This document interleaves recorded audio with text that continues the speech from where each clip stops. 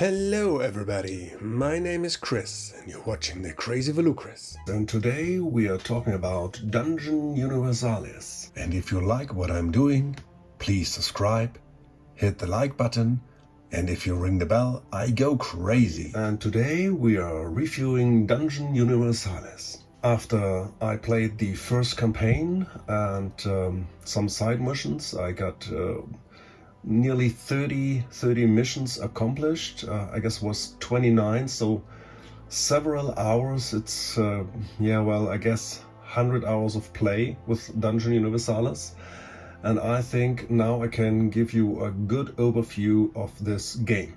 So first, what is Dungeon Universalis? It's advertised as an infinite dungeon crawler. Basically, I would explain it as a game system which you can adjust to your liking. It's an old school dungeon crawler with an overland travel and a campaign system. So one-shots are also possible, but you get the best experience while playing a campaign. The first intent was to play it with as a one versus many. This means you got one dark player, which is kind of a dungeon master in an RPG, and who will lead the group of heroes through the adventure. But you also can play it with an automated dark player, so the ADP, and then it's 100% co-op. And I played the first campaign completely solo with 3 heroes, and now and then I got some mercs. Well, what's a dungeon crawler? There are many games which state they are dungeon crawler, or a kind of a dungeon crawler. And this is for everybody is a little different. For me, it got to have some parts. So the first thing is, for me, I need a story or motivation. Why are the heroes are going on the adventures and risking their lives? So then the second thing is exploration. Well, you need, in a real dungeon crawler, you need exploration, otherwise it's not a dungeon crawler for me. Then and it's just like, Warhammer Quest from 95 or League of Dungeoneers, Advanced Hero Quest, Descent, Shadows of Brimstone is a very good example as well. So you draw all the cards and see how the dungeon or the layout is played out. So this is an essential thing for me in a dungeon crawler, that you got exploration. The third thing, of course, is encounters, fighting and finding traps, searching.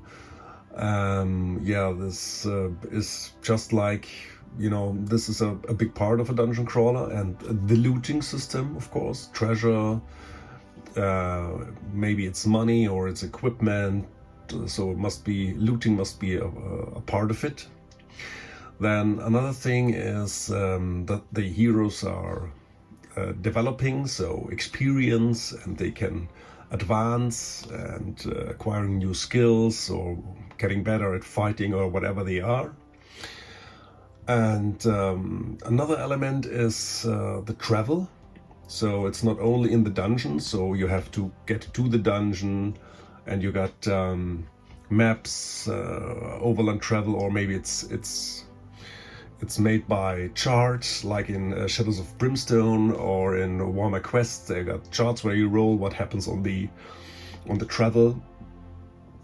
And yeah, this must be a part. And then the city stay, where you can heal, equip, advance, spending your experience points to get better.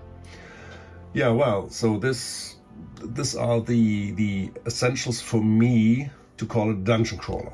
And Dungeon Universalis is like a real dungeon crawler. It's tend to be maybe more like an RPG in a board game. So, and the dungeon crawl got a focus on the tactical fighting. I've heard that Pathfinder, it's the 3.5 RPG D&D style game, which also got a big focus on fighting. So it tends to be in this direction. And the designer, Oscar Bribian, I hope I pronounced it right, poured his heart and soul into this game. So it's really a cool game system which can be adjusted to your liking. So there are kind of starter rules, and then you got the full rule book, and you can put in things, so it's very modular. There are right now 3 Kickstarters which are resolved, and I bought the big box from the second Kickstarter. It was kind of an all-in-one package, and the last Kickstarter, the third one, added a whole new big map, a third quest book, new missions, a skirmish mode, some new rules which also can be incorporated in this system. Well, I guess we take a look at the components. So you see here in the background I got all the different cards. So for example, where we can start here, we got here all the common equipment. It's all got a nice art, and it's one-handed or two-handed, how much damage, or the explanation, the weight, or the cost. So yeah, you got a bunch of equipment. So this is the common objects, and then you also got some special objects, which are also, and this is from the base game and the new Kickstarter, so it's mixed. They added quite a few cards. You can hear spare part, potions, so you got everything.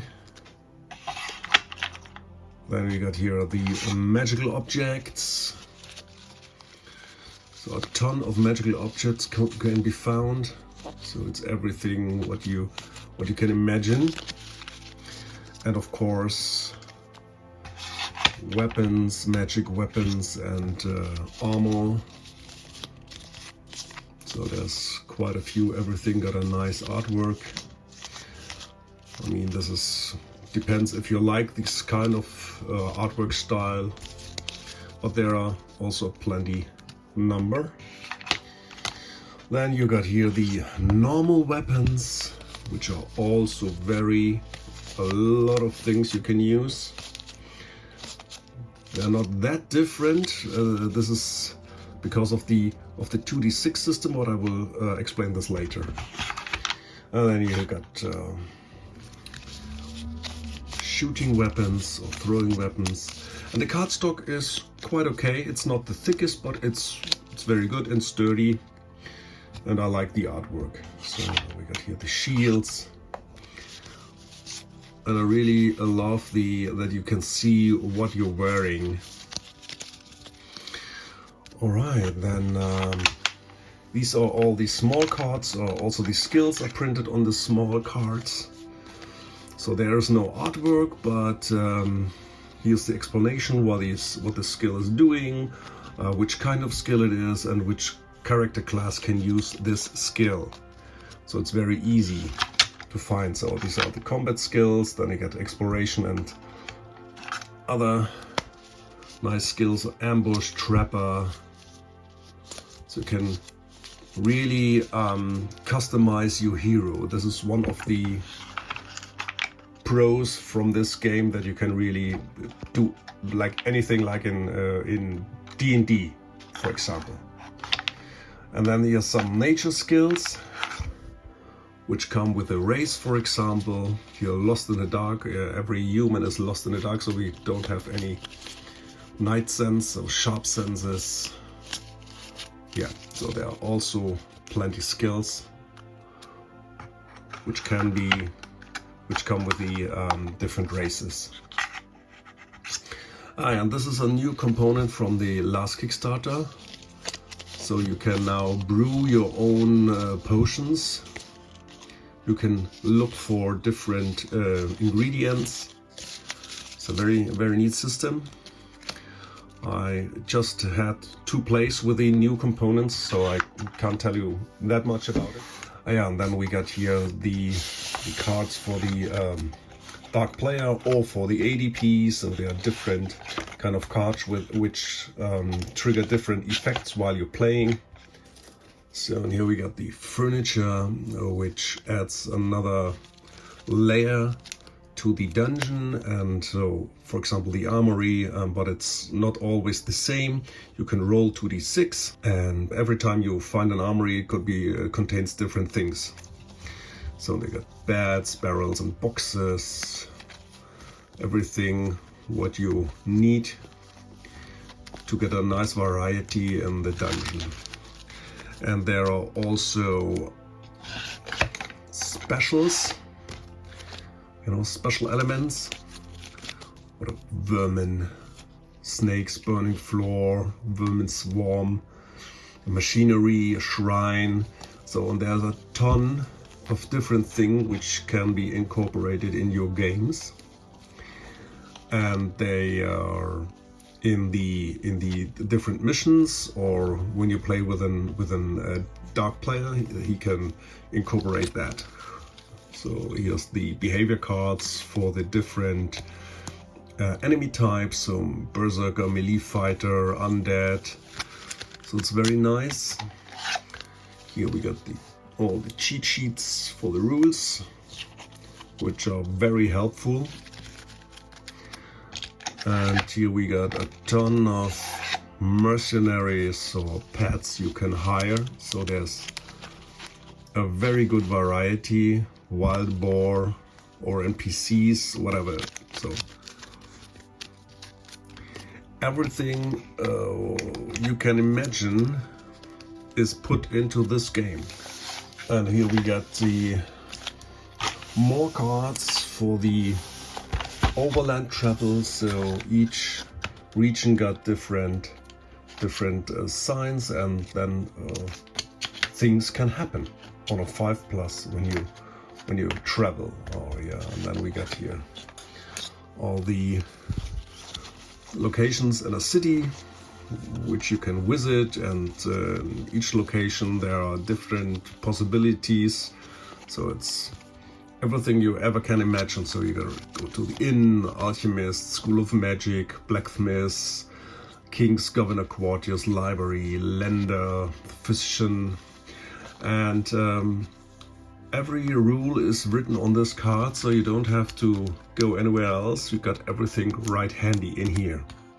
So as you see here, I got a small part of the world of Ascara. There are different cities and villages, and not every village or city got all locations. So this is also very thematically that you are not able to do everything in every city.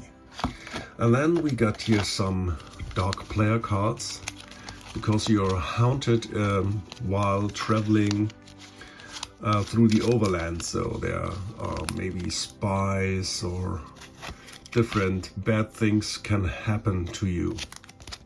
And another really cool aspect is that when you got here some overland events, here are large creatures spotted, so you can make it with a quick one. So you just take your make a roll, suffer maybe some damage die, or you play an epic event. And this is really special in this game. So even if you just want to go from the dungeon, maybe you're hurt or out of potions and healing stuff and wounded, and you want to go back to the city to heal up, and then you got a large creature spotted, then you can just suffer the damage die and hope that you will survive it, or you play it out. And there are a lot of epic events which can be incorporated in the normal campaign game, which also is enriching the experience of this dangerous world. There are 2 bestiaries where all the creatures you can imagine are listed in.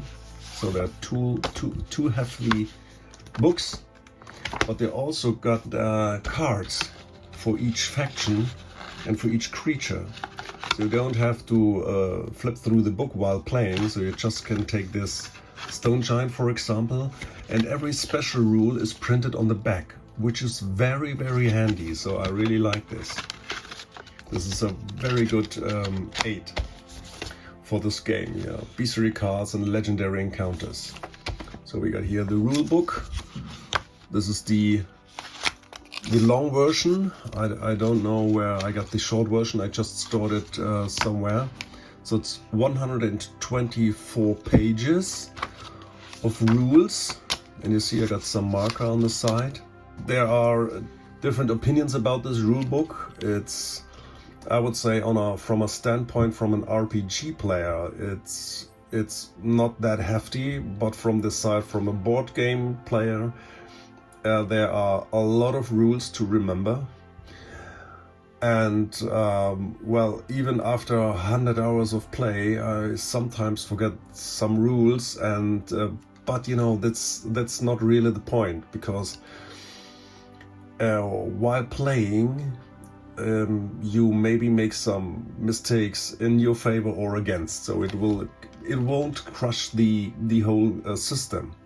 So even making mistakes won't break the game. So you can just relax and play and learn while playing. So this is really a main part, and I've read it, I guess, 2-3 times, and then just start playing, and I learned a lot while playing. So there is an index in the back, but the index is not really that helpful. You see there, if when you look at courage, there are a lot of pages, but I just underlined the essential page for me when I have to look what it's courage. So I'll go to page 49, then I find the real thing. But on the other hand, you got the cheat sheets. So this is also very useful. So you got really some nice art in the rulebook, examples of play which help to understand. And another thing is, there's a very good community on Facebook. So if you got any rules questions, go there and ask them away. You will get answers very, very quick. So this is a good rulebook, and it's also very, it's very sturdy. I used this over 100 hours of play and flipped through it, and I got it everywhere. But the binding is very good and very, very sturdy. And then you got here the first campaign and quest book, which got really a ton of adventures. So I just played through the Return of Rasbal campaign, which got 20 missions, and but it's not the only campaign. You got a short one here with only 4, and here 6 missions to another campaigns. And then you got here the independent quests, and a lot of epic events. So that's really, there are 27 epic events which can be played or come through the cards, yeah, which you draw while traveling the lands. And I've played there quite a few, and this is, even with just one campaign book, you're set for, I've played it over nearly 1.5 years. So you got really, the replayability is immense. There's quest book 2 as well. So you got the narrative parts, and then the stories. And now they just added more. Now it's quest book 3. So another few campaigns which can be played. So there's 1, 2, 3 more campaigns and some independent quests. So it's really a lot. Oh yeah, and then the 2 bestiary cards, they're a little bit other bound, but they lay flat. Got some nice arts. Also nice. So that's all the books. Then you get some kind of player mats, but I haven't used that because this is way too big for me. I just laminated my my character sheets and used a dry eraser. You exactly know what you got here, the rings and armor on the hands and stuff. Yeah, they are also nice. I mean, they are not that thick, but you don't need it because the cards are laid flat anyway. So what else do we got here? Yeah, we got plenty of tiles. They are double-sided, and well, yeah, it's all a matter of taste. They are not that bright. Sometimes they got some lighting effects. I like them. They exactly do what they should. So the different kinds of layouts, sewers, and they come in different sizes and shapes. So you got also small ones, or you know, here corridors. A ton of tiles. The only downside is the numbering, but I will get to this issue later.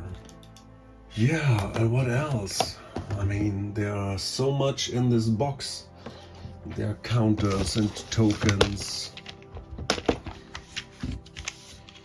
different to keep track of the different things you got or status effects. There are not too many, but enough. You get some tracks to keep track of your advancement and the points from the ADP or dark player, which you can use to activate different encounter for the party. Oh, and I forgot to show you, this is the new rule book, and with the new rules, skirmish, personal events, quests, and mission board. So this is another. It's not that big. It's 30, 40 something pages. So that was the last Kickstarter. And here you got the special die.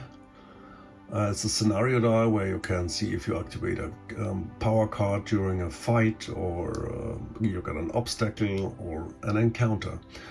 I used it a little bit differently, but this is the special die.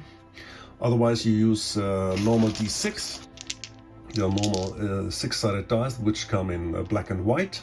That's basically the components from the big box, and it really depends on which box you're buying, because now the Oscar is now selling the game more a little bit modular.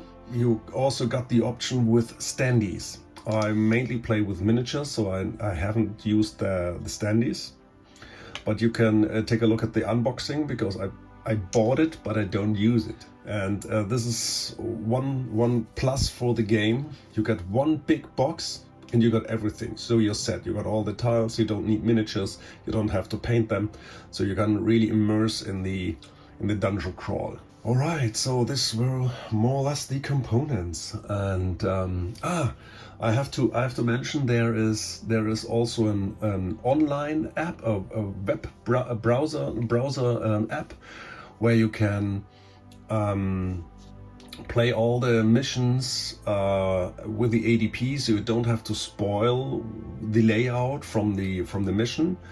And you can use this. You can generate and save your campaign progression. You can generate your heroes and save them with all the stats, and you got the opportunity to play online with. You can start a match, and you can invite other people, and you can play online with the app. So this is very, very cool. So I guess during the pandemic it was very, very useful to play some Dungeon Universalis games without meeting in person. The design of the artwork, you know, this is my personal opinion about it. Some like it, some like it not. I really like it. You know, it exactly does what it should. It's not that colorful, but I like these muted colors. So I already showed the artwork from the cards. These are the new ones from the new expansion. These are some older ones. And here we got some magical objects.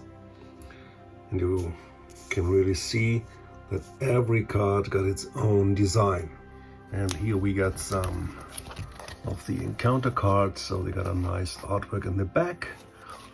Here's the 5+, you have to roll, and on this side sometimes you got some black and white sketches, but mainly the text and what happens. ADP cards, we got also mainly the text, and every now and then there's a small drawing. And the bestiary cards got the same color artwork like in the books. Every monster got its own art. Alright, so now to the rules. BGG rates it with a 4.30 out of 5. This is very high. This is a very high complexity. So League of Dungeoneers, for example, got a 3.97. Maybe you know Hero Quest, which is only at a 2.14. A Warhammer Quest from 95 is a 2.69. So it's with a 4.30, it's quite complex. But as mentioned before, if you're making mistakes, it's not breaking the game. So you can be totally relaxed and play on, even if you make some mistakes, and you will get better anyways. So there are a lot of board gamers who struggle with the rules of the rulebook. I mean, it's not the best structured rulebook, but I saw worse. There are many rules with some exceptions, but the main rules are very easy. So the turn is easy structured. You start with the recovery. If a character is stunned, roll 1d6 on a result of 4+, the condition is removed. If knocked down, he will be able to stand up automatically. And so all the rules are here described. Then he got performing the action and he moves, so he can move and perform his action, or he makes his action and then moves. And then he got another quick action, which he can also substitute with another quick action. You got here also on the one cheat sheet to see what you can do. So, for example, reveal a new section, open an unexplored door, or opening a chest, putting armor on.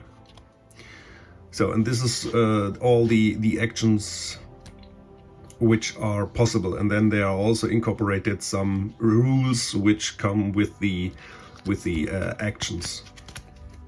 And the main game mechanic is rolling 2d6. So you got two different kinds of tests. Maybe you have to make a skill check. There's always the target number of 10. So you're rolling 2d6, adding your skill or your attribute, and if you got 10 or more, you're successful. And you also got an opposing test. So if you make a melee attack, you're rolling 2d6 with your melee stat, and the opponent rolling also 2d6 with and adding their melee stat. And this, you don't have to beat 10, you just need to be higher than the opponent. And if you roll a double 1, then it's called a blunder, so it's a critical failure. Then different things can happen. You can drop your weapon, or the weapon can break. So different things can happen. And if you roll a 1/6 while you're attacking, you're getting you got a normal critical hit, so you get 1 extra damage die. And if you got a double crit, you got 2 extra damage die to your attack. So, and when you fight, the system is always very deadly, because you don't have that much vitality. So this is a very experienced character, and he already got 5 vitality, but normally you start lower. 3 or 4, depends on the race and the class. So if you're fighting and you get hit, you got an armor rating, so you got a natural armor. This is the left, and the right is with the armor. So you got a 3 or a 4. So this is a leather armor, so you get a 4. So for example, he is hit by an axe. An axe reduces the armor by 1. He has a -1, and he got damage, strength +1. So it's, for example, you got a normal warrior who got a strength of 4, or let's say 3. So you got 1 extra die, so that's 4 damage die, and every 3 is now a wound. So now he got 2 wounds out of his 5. So this is just 1 hit. And maybe if you got a critical, so you got a 1 extra die,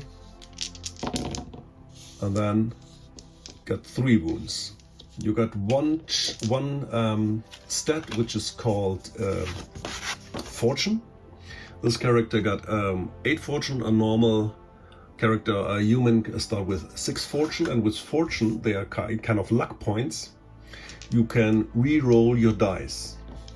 You can re-roll your attack dice, or you can re-roll the attack dice from the opponent, or you just spend 1 Fortune to nullify the damage on a 4+, and if this is a failure, you can spend another Fortune to 100% nullify this damage. So you got kind of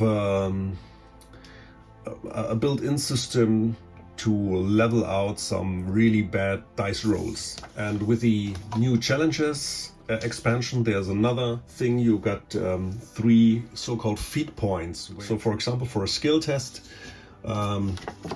he got a strength of 4, and he must make a strength test, so he needs to roll a 6, and he rolls maybe only a 5 plus 4 is 9, so he needs just 1 more pip, so you can use 1 feat point to raise this to a 2, then he made it. So you got a second option to mitigate your bad luck rolls. This is more or less the whole system, with a lot of different modifiers and exceptions. But the basic structure is very solid. And the good thing is, rolling 2d6. You got a bell curve, so this is the main thing. You can always count to roll the 7. So this is the middle of the bell curve is a 7. So when you got a skill of 3, which most of the characters start with, you always got a very good chance to pass the normal test. So now we get to the meat. So what means in this part will be my experience and feelings about this game. So this tend more to the positive side to this game system. I have mentioned that I only played Dungeon Universalis solo with an ADP, so I don't have any experience with the dark player mode or this variant. Some got the opinion that it's more to play with the 1 versus many, and League of Dungeoneers is the best way to play it solo or completely cooperatively. I don't think so. This is solo is absolutely easy to do, just like a lot of Dungeoneers. There's no big difference. So this out of the way. Yeah, as I mentioned, I bought this game secondhand, and while it rested several months, and then I decided to just play the campaign, and this was the best decision I ever made, just playing and learning. And well, I played a lot of RPGs back in the days, and I can tell you this is very close to a RPG combat style play you can experience. Maybe it's a little bit more on the heavier side, but it's very rewarding. All the components together blend in seamlessly into the whole picture of a RPG style game. And well, yeah, it's like I mentioned, it's not streamlined to death like some Simon games, which I also like, but it's a total different approach, and I tend more to this kind of very strategic, combat heavy RPG style dungeon crawler. As I mentioned, I played with my 3 characters, Citadus Mortis, Kronk and Sly. And I chose this combination because I wanted to play an evil necromancer. Even if you got some disadvantage through playing an evil party, because it's only when one person of the party is evil, so you got all the disadvantages for the being evil party. Yeah, well, and what I really like on this gameplay is you're working with 2d6, so you got the spell curve, you can manage, you can mitigate your bad rolls with the fortune. The opposed rolls are very, very cool, and yeah, I also decided to take an assassin rather than a thief. But I wanted such a class to get a bonus while opening the doors and getting a bonus for the initiative roll, what is very, very crucial in this game. And of course, I wanted some really good heavy hitter to get all the 2 opponents down. Another thing what's really cool in this game is that it scales very, very well. It doesn't, you know, there's no flatting, so you're not overpowered after you're spending some experience and getting better and better. So this is managed through the VP score. You start with every adventure got 10 VP, and it's all scaled through this VPs, and you're not only getting VPs because of you raising your stats, you're also getting VPs through equipment or magical items. So this is also taken in account, which is really cool. And for a solo standpoint, I would recommend playing with 2 or 3 characters and mix in maybe some mercenaries. Otherwise, it could get really hard to manage all these special abilities when you're new to the system. There's a really good cheat sheet from Jan Tuijp. I don't know if, I hope I pronounce this right. This is on BGG in the file section. I will put the link down in the description. So this is a very good cheat sheet for the ADP. So when you're playing solo, all the rules are very good condensed into these 2 pages. And there is from LongRonSilver, there is the skill list in alphabetical order. So this is also very helpful if you want to check one skill. But on the other hand, if you got the monster cards, the special skills are also printed on the back. But these are 2 very, very cool sheets that you can use while playing solo. So another cool thing I want to show you is the random dungeon mode made by Clip 1976. That's the BGG name, and he developed a really cool system. Like it's just like Warhammer Quest card-based random system. So he made a lot of quests here you can follow. So for example, we just take the epic quest for the Bone Dragon. So there's a minimum VP, you got a goal, you got a setup here. The setup is the deep dungeon. Then you take the map deck. It's also quite big. And then you're searching for the deep dungeon. So the different sewers are here, the deep dungeon. And when you got the deep dungeon, here the location, the possible, the starting tile, shuffle tiles, and the final tile. And you got everything here. So, and then you just pick here your big dungeon deck. This is even bigger. And then we are looking for 28A. So 29, 20, 28A. So in the wilderness, we start in the wilderness. And here, choose one exploration arrow, size 10x4, it's wilderness. So this is really cool. So you get everything to start. We can look at those 6A, 8A. And then you start to shuffle all the cards together, and then you just explore the dungeon. So this is a really cool system. I will check this out, and I will put the single files download from the Google Translate. I guess I found them through Facebook, or the creator sent me the files, the single files, and I just ordered them by making playing cards. So I love to have the sturdy version.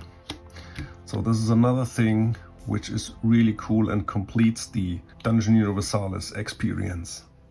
We come to some pros and cons. I got some minor complaints. I bought the all-in package, I guess, and there was some resin miniatures which are not the best quality. They were bent, they were brittle. But yeah, the sculpts are quite nice, but there are way better miniatures out there if you tend to play with the miniatures. And the game comes with coins. They got plastic coins. I already put them aside and substitute them with metal coins. They don't really feel like that good, but on the other hand, they got coins. So normally if you buy another dungeon crawler, they got maybe some chit counters for money, and here you got plastic. So it's more I tend to see it like a little bit more on the positive side, that they got real money in the big box. And I got only one major complaint, and this is the setup time and looking through all the tiles, because the numbering don't make any sense. I mean, okay, you just can take if you need like a corridor like this, you can use any corridor. But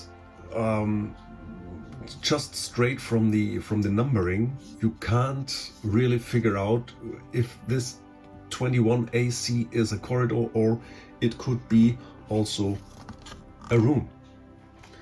But yeah, they got in the rule book, there's the explanation. The small tells you what it is. So an F is a 4x2 or 3x3 square. An A is a 10x8 square. And then you got the A or B, and then they are different numbers. But this is kind of weird. Maybe I have to get some inserts to sort them and be ready, but this is the only thing that bothers me. I heard from others that they don't have any issue with that, but maybe that's just me. And now the pros. Well, yeah, I mean, Dungeon Universalis, it's a big love. I love it. It got a really highly tactical combat, which really matters. So the positioning matters, and the risk reward. You have really, every fight is dangerous. It's one of the best RPG feelings with the overland travel city stay in Dungeon Crawl. Another big pro is the campaign system. You got this online campaign tracker. You can play it solo and reveal only the next tiles, so you don't have to spoil the missions. And there are a ton of missions. You got 3 big quest books. The replayability is so high because of the sheer amount of quests that are available for you. Another really big pro for me is the character development. So you really can feel that your character is developing and getting more skills and getting stronger, but still it's dangerous to fight. So even after a year of playing, my barbarian is got still only an armor of 4. So every long sword medium size got 5 damage dice, so with 2 big hits he can kill Kronk. I mean, it's not likely, but they can, and this is what differs this game from, for example, if you play D&D. At this level, he got maybe 200 hit points, so it doesn't matter what he's fighting. Yeah, so, and this is the conclusion. This is Dungeon Universalis. Just like the name tells you, it's universal, so you can adjust it to your likeness. And if you are really into deep roleplay, tactical combat with overland travel, city stay and adventures, nice all-in-one package, Dungeon Universalis, with standees, with a ton of quests, tactical and meaningful combat system, which is very challenging. I really highly recommend Dungeon Universalis. For me, it's nearly 10 out of 10. Okay, that's it, folks. I hope you enjoyed it and see you soon on the channel.